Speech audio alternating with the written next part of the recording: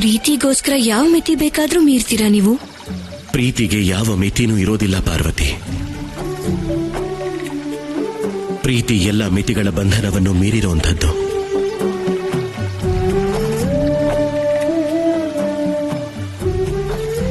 ಪ್ರೀತಿಯಿಂದ ಮುಕ್ತನಾದ್ರೇನೆ ಅದೇ ಪ್ರೀತಿ ಎಲ್ಲರನ್ನು ಖಂಡಿತವಾಗ್ಲೂ ಒಂದು ಬಾಡಿ ಮಾಡುತ್ತೆ. ನಿನ್ನ ಹಾಗೇನೆ.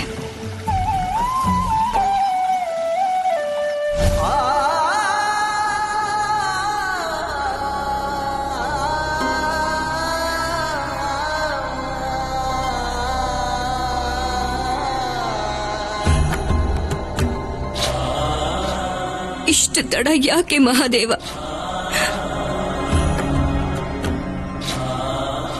ಯಾಕೆ?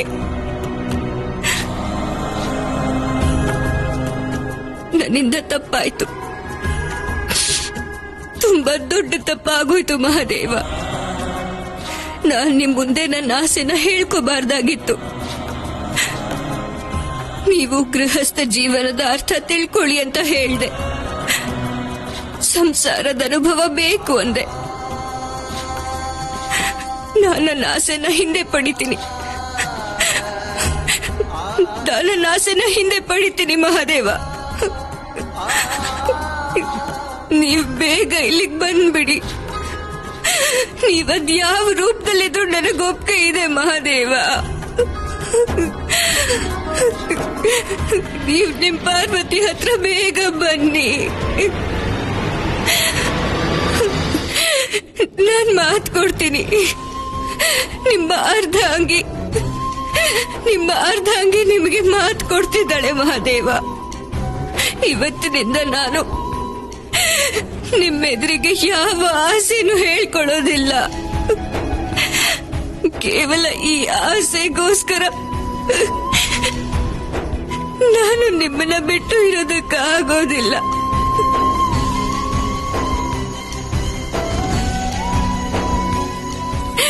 ದಯವಿಟ್ಟು ಬಂದ್ಬಿಡಿ ಮಹಾದೇವ, ದಯವಿಟ್ಟು ಬನ್ನಿ. ನಿಮ್ಮ ಈ ಶಕ್ತಿ ನೀವಿಲ್ಲದೆ ಅಪೂರ್ಣ ಮಹಾದೇವ. ದಯವಿಟ್ಟು ಬನ್ನಿ, ದಯವಿಟ್ಟು ಬಂದ್ಬಿಡಿ. ದಯವಿಟ್ಟು ಬನ್ನಿ ಮಹಾದೇವ.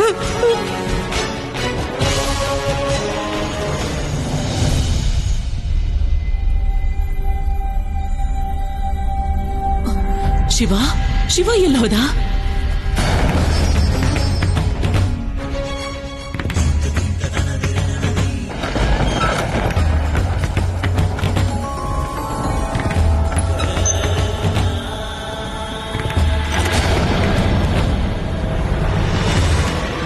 ಶಿವ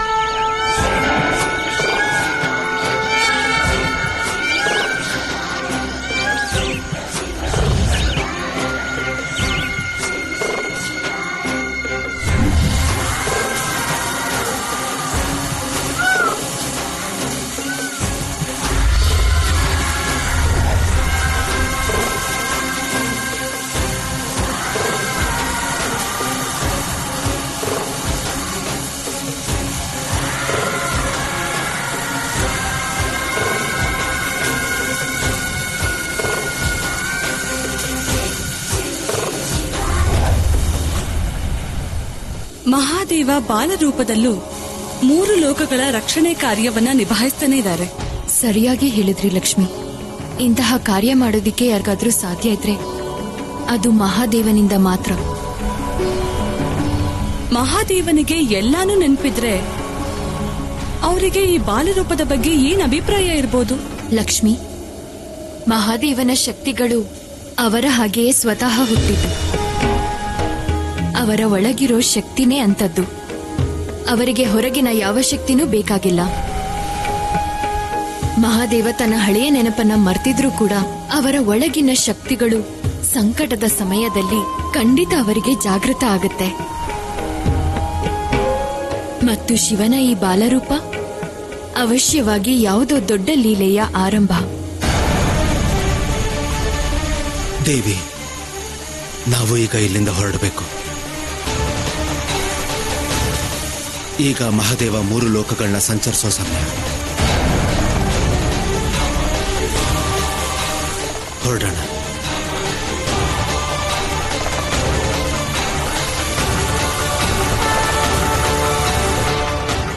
ಈ ಘಟನೆಯ ಅರ್ಥ ಏನು ಅಂತ ನನಗೆ ಅರ್ಥ ಆಗ್ತಾ ಇಲ್ಲ ಋಷಿವರ್ಯ. ಶಿವನ 3ನೇ ಕಣ್ಣು ಕ್ರೋಧದ ಪ್ರತೀಕ, ಸಂಹಾರದ ಪ್ರತೀಕ. ಶಿವನ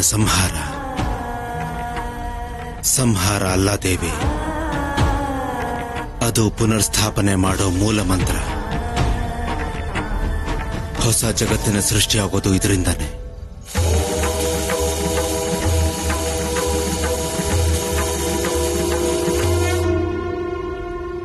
ಈ ಅಮ್ಮನ ಮನಸ್ಸು ಇಷ್ಟು ದೊಡ್ಡ ಘಟನೆಯನ್ನ ಪೂರ್ತಿಯಾಗಿ ಅರ್ಥ ಮಾಡ್ಕೋತಾ ಇಲ್ಲ ಋಷಿವರ್ಯ. ಅದ್ಯಾಕೆಂದ್ರೆ ದೇವಿ, ಯಾವಾಗ್ಲೂ ನಿನ್ನ ಹೃದಯ ಬಾಲಶಿವನನ್ನು ಕೇವಲ ವಾತ್ಸಲ್ಯ ಭಾವದಿಂದಾನೇ ನೋಡ್ತಾ ಇದೆ. ಇದನ್ನ ಹೇಗೆ ಅರ್ಥ ಮಾಡ್ಕೋಬೇಕು ಅಂದ್ರೆ, ಸದಾ ಸೌಮ್ಯನಾಗಿದ್ದ ನಿನ್ನ ಬಾಲಶಿವನೊಳಗೆ ದೇವಾಧಿದೇವ ಮಹಾದೇವನ ಸಮಸ್ತ ಶಕ್ತಿಗಳು ಜಾಗೃತವಾದ ರೂಪದಲ್ಲಿರೋ ಹಾಗೆ.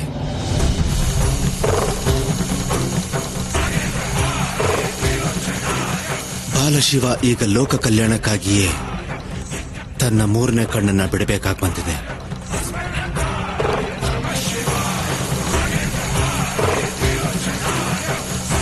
ಇದು ಶಿವನ ಲೀಲೆಯೇ ದೇವಿ. ಅವನು ಬಾಲಶಿವನ ರೂಪದಲ್ಲಿ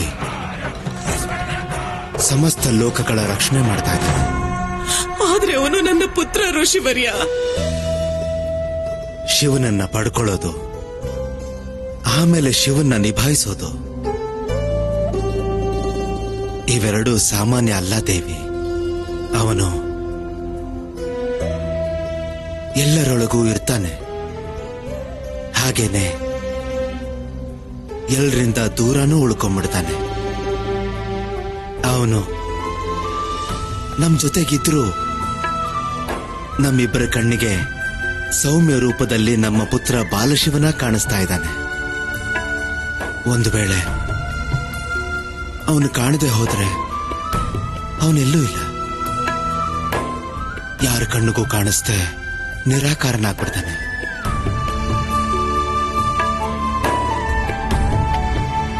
ಅಮ್ಮ,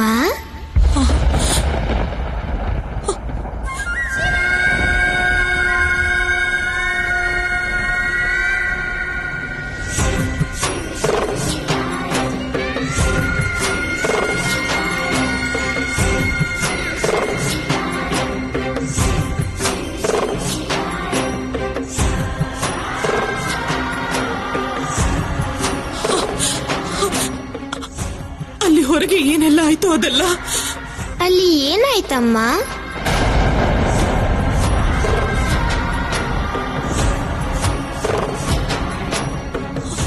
ಅಲ್ಲ, ನಿನಗೆ ಹೊರಗೆ ಏನೆಲ್ಲ ಆಯ್ತು ಅನ್ನೋದು ಸತ್ಯವಾಗ್ಲೂ ನೆನಪಿಲ್ವಾ? ಅಮ್ಮ, ನಿನ್ನೆ ನೀವು ಏನೆಲ್ಲ ಹೇಳ್ಕೊಟ್ಟಿದ್ರು ಅದೆಲ್ಲ ನೆನ್ಪಿದೆ.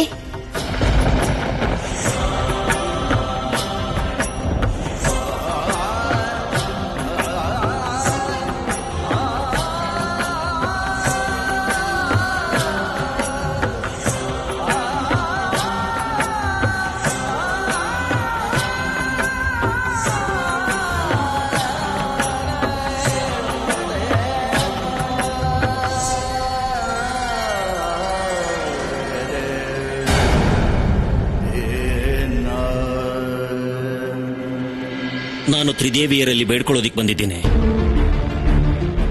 ತ್ರಿಮೂರ್ತಿಗಳ ಅನುಪಸ್ಥಿತಿಯಲ್ಲಿ ಅವರ ಅರ್ಧಾಂಗಿಯರಾದ ನೀವು ಈಗ ಈ ಸೃಷ್ಟಿಯ ವ್ಯವಸ್ಥೆಯನ್ನ ಕಾಪಾಡೋ ಕೆಲಸ ಮಾಡಬೇಕು. ಇಲ್ಲದೆ ಇದ್ರೆ ಇಡೀ ಜಗತ್ತಿನ ಮುಂದೆ ಘೋರ ಸಂಕಷ್ಟ ಎದುರಾಗುತ್ತೆ. ದೇವರಾಜ ಇಂದ್ರ, ಜಗತ್ತನ್ನ ಕಾಪಾಡೋ ಕೆಲ್ಸ ತ್ರಿಮೂರ್ತಿಗಳದ್ದು. ಅದಕ್ಕೆ ಈ ಕೆಲ್ಸನ ಅವರೇ ಮಾಡ್ಬೇಕು. ಯಾಕಂದ್ರೆ ತ್ರಿಮೂರ್ತಿಗಳನ್ನ ನಿರ್ವಾಣ ಭಿಕ್ಷೆಗೆ ಕಳ್ಸೋ ನಿರ್ಧಾರ ನನ್ನದೇ ಆಗಿತ್ತು. ಹಾಗಾಗಿ ಅವರನ್ನ ಕರ್ಕೊಂಡ್ ಬರೋ ಕೆಲ್ಸ ಕೂಡ ನಂದೇ. ಚಿಂತೆ ಮಾಡ್ಬೇಡಿ, ಆದಷ್ಟು ಬೇಗ ಅವ್ರನ್ನ ಕರ್ಕೊಂಡ್ ಬರ್ತೀನಿ. ನೀವು ಇಂಥ ಭರವಸೆ ಕೊಟ್ರೆ ನಮ್ಮ ಚಿಂತೆ ಮತ್ತು ಸಮಸ್ಯೆ ಎರಡು ದೂರ ಆದ ಹಾಗೇನೆ. ಕ್ಷಮಿಸಿ ಮಾತೆ, ನೀವು 3 ಜನ ಹೋಗಿ ಮಾತಾಡಿದ್ರ ಪರಿಣಾಮ ಏನು ಅಂತ ನಾವೆಲ್ಲ ನೋಡಾಯ್ತು. ನನ್ನನ್ನು ಕೇಳಿದ್ರೆ ಈಗ ಬೇರೆ ಯಾರಾದ್ರೂ ಪ್ರಯತ್ನ ಮಾಡಬೇಕು. ಸುಮ್ನೆ ಇರಿ ನಾರದ ಮುನಿಗಳೇ.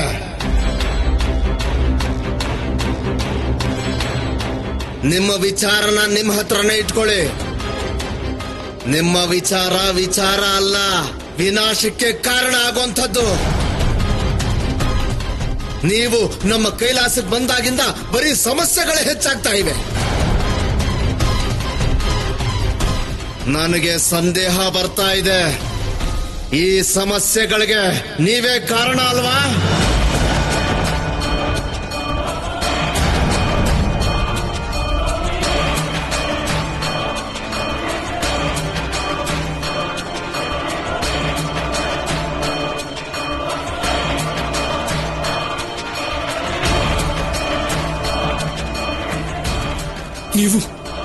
ನೀವಿದೇನ್ ಹೇಳ್ತಾ ಇದ್ದೀರಾ ಋಷಿಭೃಂಗಿ? ಇವತ್ತು ನಿಮ್ಗೆ ಏನಾಗಿದೆ? ಸಂದೇಹದ ಮುಳ್ಳು ನನ್ನ ಹೃದಯದ ಒಳಗೆ ನಾಟಿದೆ. ತ್ರಿಮೂರ್ತಿಗಳ ಮೇಲೆ ಆಣೆ ಮಾಡಿ ಹೇಳಿ, ಈ ಎಲ್ಲ ಸಮಸ್ಯೆಗಳಿಗೂ ನೀವೇ ತಾನೇ ಕಾರಣ.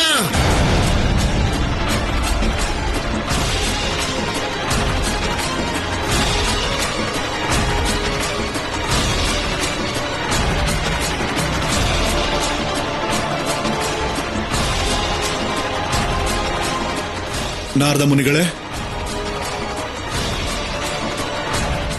ಯಾಕೆ ಸುಮ್ಮನಾಗ್ಬಿಟ್ರಿ? ತ್ರಿಮೂರ್ತಿಗಳ ಮೇಲೆ ಆಣೆ ಮಾಡಿ.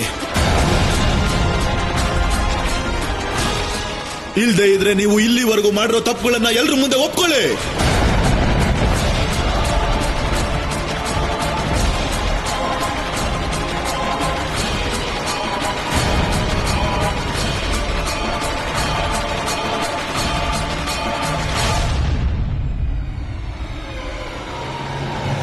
ನಾನು ಒಪ್ಕೋತೀನಿ. ನಾನೇ ಋಷಿಭೃಂಗಿಗೆ ಈಶ್ವರ ಪಾರ್ವತಿ ಅರ್ಧನಾರೀಶ್ವರ ರೂಪಕ್ಕೆ ತೊಂದರೆ ಕೊಡೋದಕ್ಕೆ ಪ್ರೇರೇಪಣೆ ಕೊಟ್ಟೆ.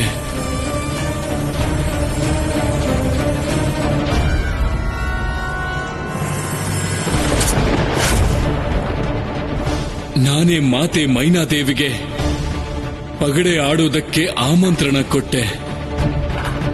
ನಾನೇ ರಾವಣನಿಗೆ ದಕ್ಷಿಣೆಯಾಗಿ ಅರಮನೆ ಕೇಳೋಕೆ ಪ್ರೇರೇಪಣೆ ಮಾಡಿದೆ. ಮತ್ತೆ ನಾನೇ ನೀವು ತ್ರಿದೇವಿಯರಿಗೆ ಮಾತೆ ಅನಸೂಯ ಬಗ್ಗೆ ಅಸೂಯೆ ಹುಟ್ಟು ಹಾಗೆ ಮಾಡಿದೆ.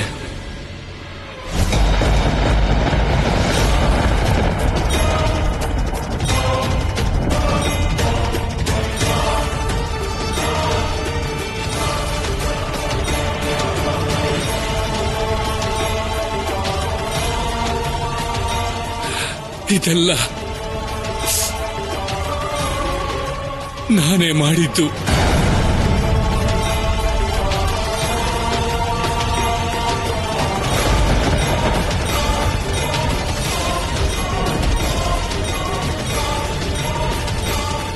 ನಾರದ ಮುನಿಗಳೇ, ನೀವು ಸರಸ್ವತಿಯ ಪುತ್ರ ಆಗಿಲ್ದೆ ಹೋಗಿದ್ದಿದ್ರೆ ನಾನು ನಿಮಗೆ ಇದೇ ಕ್ಷಣ ಶಾಪ ಇಲ್ಲ ಇಲ್ಲ ಮಾತೆ, ನನಗೆ ಶಾಪ ಕೊಡಬೇಡಿ, ನನಗೆ ಶಾಪ ಕೊಡಬೇಡಿ.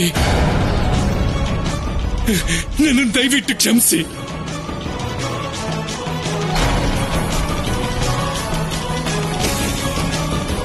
ಕ್ಷಮೆ? ನೀನು ಕ್ಷಮೆಗೆ ಯೋಗ್ಯನೇ ಅಲ್ಲ ನಾರದ. ನಿನ್ನ ತಪ್ಪುಗಳನ್ನ ಪಾರ್ವತಿ ದೇವಿ ಕ್ಷಮಿಸಿರ್ಬೋದು, ಆದ್ರೆ ನಾನು ನಿನ್ನನ್ನ ಕ್ಷಮಿಸೋದಿಲ್ಲ. ಸನ್ಯಾಸತ್ವ ಅಂದ್ರೆ ನಿನಗೆ ಬಹಳ ಪ್ರೀತಿ ಅಲ್ವಾ? ಹಾಗಿದ್ರೆ ನಾನು ನಿನ್ನ ಅತ್ಯಂತ ಪ್ರೀತಿಯ ಧರ್ಮ ಸನ್ಯಾಸತ್ವನ ತ್ಯಾಗ ಮಾಡಿ ಗೃಹಸ್ಥಾಶ್ರಮನ ಸ್ವೀಕರಿಸಬೇಕು ಅಂತ ಆದೇಶ ಮಾಡ್ತಿದ್ದೀನಿ. ಇಲ್ಲ ಮಾತೆ, ಇನ್ ಮುಂದೆ ನಾನು ಯಾವತ್ತೂ ಆ ರೀತಿ ಮಾಡೋದಿಲ್ಲ. ಬೇಕಾದ್ರೆ ನನಗೆ ಸಾಯೋ ಕೇಳಿ, ಆದ್ರೆ ಗೃಹಸ್ಥಾಶ್ರಮ, ನಾನು ಖಂಡಿತ ಗೃಹಸ್ಥಾಶ್ರಮ ಸ್ವೀಕರಿಸೋಕಾಗಲ್ಲ. ಹಾಗಿದ್ರೆ ನಿನಗೆ ಮೃತ್ಯುನೇ ಸರಿ. ನಾನು ನಿನ್ನ ಮಾತೆ ಸರಸ್ವತಿ ನಿನಗೆ ಶಾಪ ಕೊಡ್ತಾ ಇದ್ದೀನಿ. ನೀನು ಭೂಮಿ ಮೇಲೆ ಒಬ್ಬ ಮೂರ್ಖ ಬಾಲಕನಾಗಿ ಜನ್ಮ ಪಡಿ.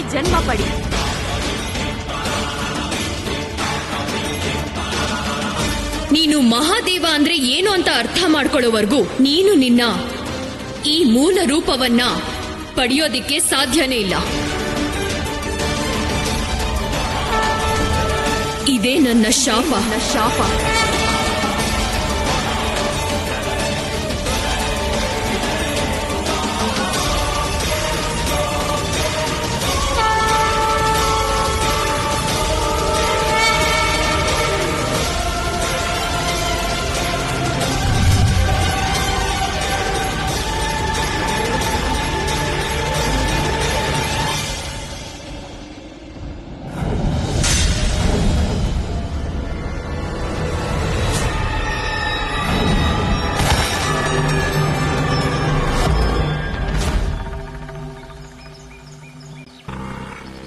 ಯಾರಿದು? ಗೆಳೆಯ, ಎದ್ದೇಳು ಗೆಳೆಯ, ಎದ್ದೇಳು.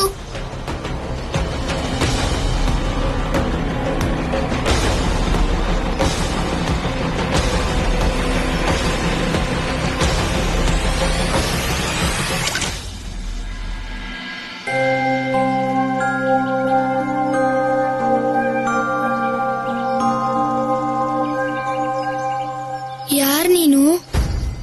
ನನ್ನ ಹೆಸರು ಶಿವ. ಮತ್ತೆ ನಿನ್ನ ಹೆಸರು? ನನ್ನ ಹೆಸರೇನು? ನಿನ್ನ ಹೆಸರು ನನ್ಗೆ ಗೊತ್ತು ಗೆಳೆಯ. ಅಂದ್ರೆ ನಂಗೆ ಯಾವ ಹೆಸರು ಇಲ್ವಾ? ಅಪ್ಪ ಅಮ್ಮ ಎಲ್ಲ ಮಕ್ಳಿಗೂ ಹೆಸರು ಇಟ್ಟಿರ್ತಾರೆ. ನಿನ್ಗೂ ಹೆಸರು ಖಂಡಿತ ಇದ್ದೇ ಇರುತ್ತೆ. ಹಾಗಾದ್ರೆ ನಂಗೆ ನನ್ನ ಹೆಸರು ಯಾಕೆ ನೆನಪಾಗ್ತಾ ಇಲ್ಲ? ಮೂರ್ಛೆ ಹೋಗಿದ್ಯಲ್ವಾ, ಅದಕ್ಕೆ ನೆನಪಿಲ್ಲ. ಒಂದ್ಸಲ ನೆನಪು ಮಾಡ್ಕೊಂಡು ನೋಡೋಣ.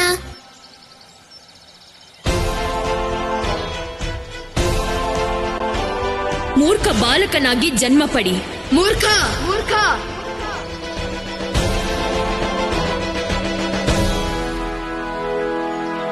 ಕೇವಲ ಒಂದೇ ಒಂದು ಶಬ್ದ ನನ್ನ ಕಿವಿಯಲ್ಲಿ ಗುಯ್ಗುಡ್ತಾ ಇದೆ. ಏನದು? ಮೂರ್ಖ. ಹಾಗಾದ್ರೆ ಅದೇ ನಿನ್ ಹೆಸರು ಅಂತ ತಿಳ್ಕೊ.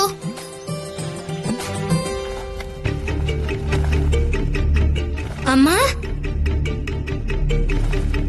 ಬೇಗ ಹೊರಗಡೆ ಬನ್ನಿ. ಅಮ್ಮ, ಹೊರಗಡೆ ಒಬ್ಬ ಹುಡುಗ ಬಂದಿದ್ದಾನೆ. ಶಿವನೂ ಅಲ್ಲೇ ಇದ್ದಾನೆ. ನಡಿ ಬನ್ನಿ. ಹೋಗೋಣ.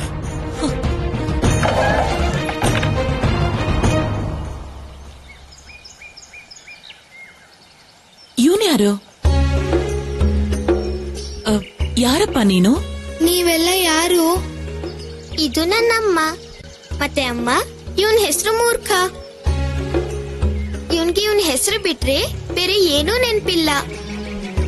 ಹೌದು, ಏನೂ ನೆನ್ಪಿಲ್ಲ. ನಾವು ನಿನ್ ಬಗ್ಗೆ ತಿಳ್ಕೊಂಡು ನಿನ್ನ ಮನೆ ಕಳಿಸ್ಕೊಡ್ತೀವಿ. ಅಮ್ಮ, ಇವನನ್ನ ಕರ್ಕೊಂಡು ಮನೆ ಒಳಗೋಗೋಣ.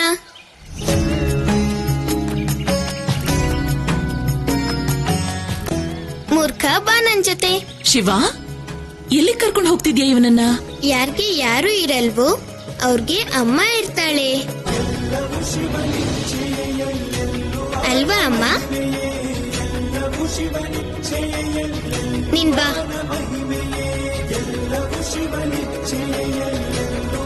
ನೀನು ಮನೆಯಿಂದ ಹೊರಗಡೆ ಹೋಗ್ಬೇಡ ಅಂದಿದ್ದೆ. ಈಗ ಹೊರಗಿನವರೇ ಮನೆ ಒಳಗೆ ಬಂದಿದ್ದಾರೆ.